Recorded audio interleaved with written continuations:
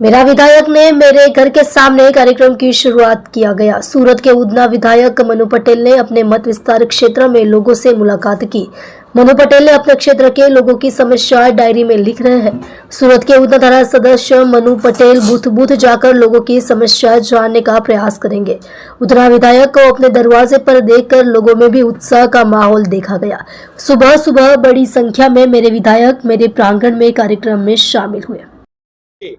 आज रोज केवा प्रकारना कार्यक्रम તમારા વિસ્તારમાં કરવામાં આવ્યો?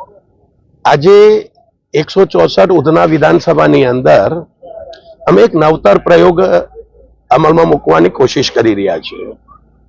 આપના ધારાસભ્ય આપના દ્વારે,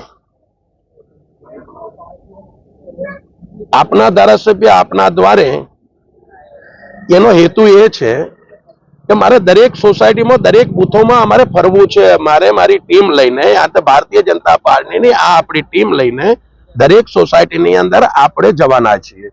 દરેક સોસાયટીની અંદર આપણી માતાઓ છે, આપણી બહેનો છે, આપણા યુવાન મિત્રો છે, આપણા વડીલો છે, જે રહેણાંકમાં રહે છે, ઇન્ડસ્ટ્રીમાં બી જેના ધંધા ચાલતા હોય, આ દરેક જગ્યાએ પોતાની જે તકલીફો છે એમને સુરત મહાનગરપાલિકાથી જે મળવાપાત્ર જે ફેસિલિટી છે એ ન મળતી હોય, યા તો એમને ક્યાંય ઉણપ હોય, સરકાર તરફથી કોઈ વસ્તુઓ મુહૈયા કરાવવાની હોય એમાં કોઈ તકલીફ હોય, તો આ બધી જ વસ્તુઓ ઉપર ફોકસ કરી અને એમના પ્રશ્નો અમે લઈએ છીએ અને એમના પ્રશ્નોનું સમયાંતરે એ પ્રશ્નોનું નિરાકરણ થાય એ દિશામાં આપણે આગળ વધવું છે।